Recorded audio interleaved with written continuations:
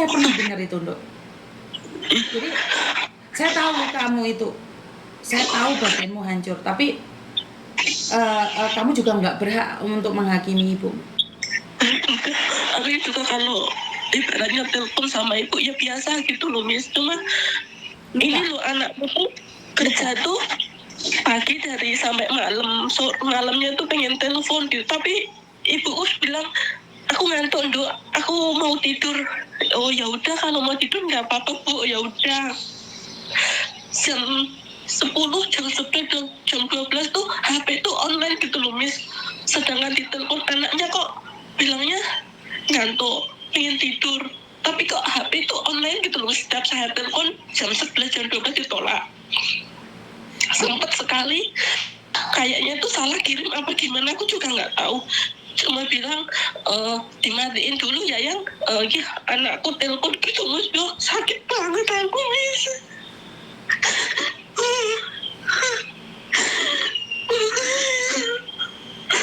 Anaknya di sini tuh kerja pagi sampai malam baru istirahat. Di telepon jawabannya ngantuk, ya udah kalau ngantuk tidur. Kenapa jam 11, jam 12, jam 1 masih online, Miss?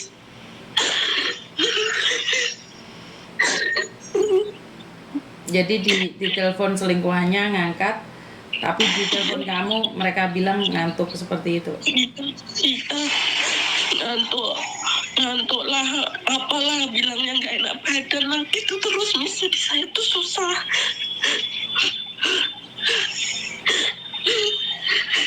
Oke, gini sayang, kamu sudah berumah tangga kan, bisa cari suamimu, lepaskan pengampunan pada ibumu sayang. Iya, Miss, aku kadang tuh gini, Miss, saya malah kasihan sama suami gitu loh, Miss. Suami nggak tahu apa-apa malah kena imbasnya gitu, Miss. Kamu melampiaskannya sama suamimu, kamu bengong-bengong di suamimu. Bukan gitu, Miss. Tetangga gitu loh, Miss. Tetangga ngomong, lihat aja nanti lo istrimu di Taiwan mesti yo gondeli lanangan gitu loh, Miss. Ngerendali lanangan momboe koyo ngono, bilangnya gitu, Miss. Suami tuh cerita gitu loh, Miss. Dia tuh nggak nuduh, nggak apa, cuma cerita. Mulutnya tetangga kok enaknya ngomong gitu loh. Saya bilang yo nggak apa-apa, tetangga bilang gitu. Kalau ngomong kan nggak pernah dipikir. Kalau ngomong gua nggak jatuh dari pohonnya gitu, Miss. Sebentar sayang. Prinsip itu sekarang sudah salah sayang. Kalau zaman dahulu kala buah jatuh tidak jauh dari pohonnya, tidak. Sekarang banyak sekali buah yang tidak jatuh dari tempatnya karena belum matang sudah dipindah. Sementara kamu belum matang sudah keluar negeri. Jadi jangan berpikir bahwa seperti itu. Aku juga mikir, Miss, aku nggak bodoh, aku nggak orang gila gitu, Miss. Aku nggak mungkin gitu loh. Aku nggak kayak gitu. Udah tahu orang tua aku kayak gitu, masa aku kayak gitu, ya gila gitu loh, Miss. Sekarang itu banyak sekali buah tidak sesuai dengan pohonnya, tidak jatuh di pohonnya. Ibunya seorang pembantu, anaknya jadi dokter kok. Ibunya seorang pembantu, anaknya jadi insinyur kok. Ibunya jadi pembantu, anaknya jadi polisi kok. Enggak. Kata-kata buah jatuh tidak jauh dari pohonnya. Ibunya seperti itu, anaknya akan sama. Enggak, saya nggak tersetuju. Dan gini loh sayang, ibumu salah. Biarkan dia dengan dunianya dan kamu dengan duniamu. Miss Juni cuma pesan, nggak usah baperan dengan apa yang dilakukan oleh ibumu. Lepaskan seolah-olah kamu tidak pernah tahu apapun. Jika kamu menangis seperti ini, betapa hancurnya hati bapakmu. Tapi jika bapakmu tegar, berarti ini masalahnya bukan hanya satu. Bukan hanya pada ibumu. Mungkin bapakmu juga punya bagian hingga terjadi seperti ini. Jadi jangan totalitas menyalahkan bapakmu juga, atau totalitas menyalahkan ibumu, atau totalitas kamu mendukung bapakmu. Karena mereka berdua sayang. Itu mereka berdua. Jadi saya nggak setuju kalau totalitas ibumu yang salah. Sebelum terjadi perselingkuhan itu apa yang dilakukan oleh bapakmu? Kita nggak tahu.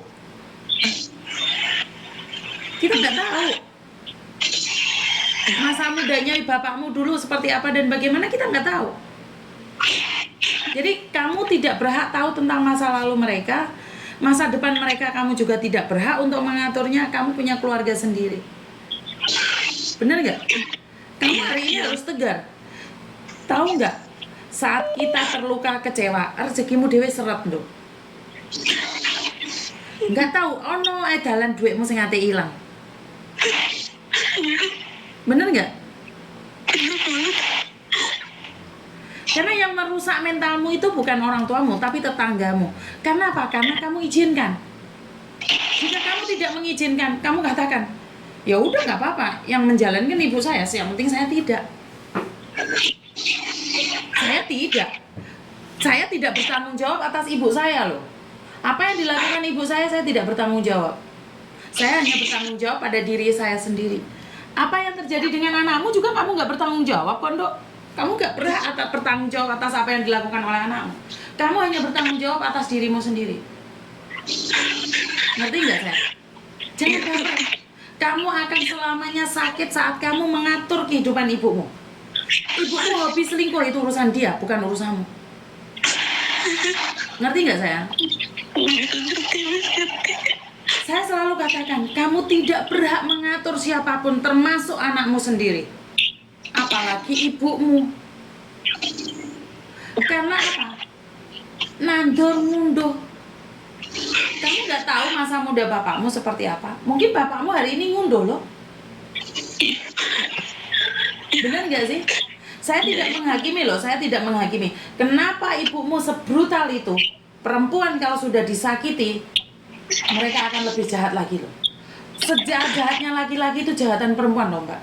Dalam otak perempuan itu kalau sudah membaca sejarah, habis laki-laki itu. Tidak ada pengampunan bagi laki-laki. Tergantung perempuannya mau memaafkan atau melanjutkan dendam. Itu perempuan, Mbak. Jadi sekali lagi, perempuan itu sangat hebat sekali, menyimpan rasa. Tapi sekali perempuan membinasakan, sekali perempuan menghancurkan, tidak ada siapapun yang bisa mengalahkan perempuan.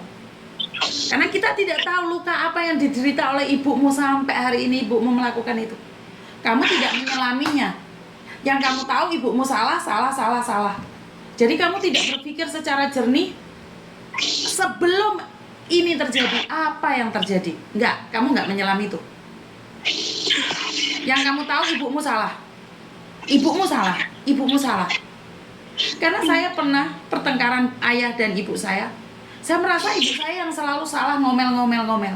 Ternyata bapak saya kalau ngomong itu nyelekit, Mbak. Di luar, ibu saya itu seolah berani sama bapak saya. Tapi sebenarnya bapak saya itu depan saya baik. Tapi saat nggak ada saya ngomongnya nih gak enak di rumah nih. Akhirnya ibu saya bengok-bengok lan berok-berok.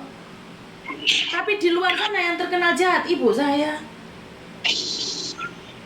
Jadi kita nggak tahu gesekan di ranjang itu kalian nggak tahu. Kamu sebagai anak hanya menghakimi ibumu. Benar nggak? Jadi tenangkan dirimu. Kalau kamu ingin dekat dengan ibumu, dekatilah dengan cinta, bukan mencari kesalahannya, bukan mendukung apa yang dia lakukan. Tapi kalau kamu ingin menyelesaikan, cari akarnya dulu. Karena bapakmu akan berbicara yang baik tentang dirinya, akan menyalahkan ibumu. Begitu juga dengan ibumu, akan mengatakan kebaikannya dan menjelekkan bapakmu. Karena tidak akan ada orang yang menceritakan kejelekannya sendiri saat bertengkar dengan orang lain. Paham nggak? Jadi kamu sudah berumah tangga nih, kamu pastinya tahu. Kamu belum pernah mengalami yang namanya perceraian dan balik lagi sama suami. Saya ngalamin, Mbak. Kenapa saya tahu banget? Kenapa saya ngomong kayak gini? Karena saya pernah cerai sama suami saya.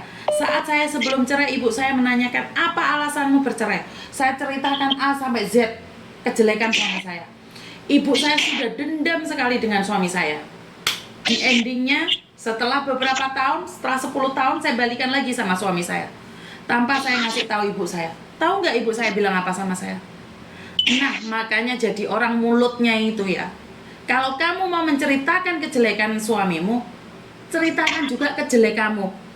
Biar anak itu nggak dendam sama suamimu. Ibu saya sampai hari ini, sampai detik ini masih benci sama suami saya. Kenapa? Karena mulut saya. Paham? Paham, Miss. Paham. Karena nggak ada, kita nggak tahu. Kita nggak tahu. Saya tuh nggak pernah mengungkapkan kelakuannya Pak Tony secara totalitas loh sekarang sama ibu saya. Jadi kalau saya bertengkar tuh saya nggak berani cerita sama ibu saya kejelekan suami saya. Karena saya juga tidak ingin kejelekan saya diceritakan ke mertua saya. Bener nggak? Ya. Jadi dua-duanya itu, dua-duanya sayang. Ngerti nggak? Ngerti, Miss, ngerti. Paham ya sekarang ya? Paham, makasih, Miss. Sudah lega banget. Sudah lega sayang? Udah, Miss. Tadi tuh kayak, nggak bisa napas gitu loh, Miss. Sekarang Karena kamu mendengar satu pihak sayang. Benar nggak? Dan kamu mendengarkan tetanggamu, terus suamimu juga ngasih tahu Bayu tonggo lo ngomong ini. Jadi kamu menetap sayang. Iya. Karena kamu memiliki luka. Jadi ibumu ini salah terus. Saya nggak setuju karena itu dua orang yang main tuh dua orang bukan satu orang sayang. Dan saat terjadi pertengkaran, sekitarmu akan menjadi bara panas. Apa? Ibumu gak ngelakonnya dituduh. Paham gak maksud saya? Paham. Supaya kamu kobong lan membenci ibumu secara pelan-pelan. Nah inilah cara iblis untuk membenci kita, orang-orang kita sendiri. Itulah cara iblis untuk kita menyakiti ibu kita sendiri. Saya tidak setuju dengan apa yang dilakukan ibumu. Tapi apakah kamu tahu kenapa dia sampai seperti itu? Benar nggak? Bangun hubungan yang baik. Bagaimana sampai ibumu itu menceritakan lukanya? Duduk sama dia, bareng ngomong sama dia. Ojo muk sentak. Ibumu ki mundak tuwek gampang baperan, gampang ngelongso, gampang loro, gampang ngundat. Itu wes ibu. Karena dia merasa kecewa, hancur. Begitu juga dengan bapakmu. Ngerti nggak? Ngerti, Miss. Ngerti. Sudah tenang. Sudah, Miss. Makasih banget, Miss. Makasih. Minum air deh, tak temenin dulu minum air dulu.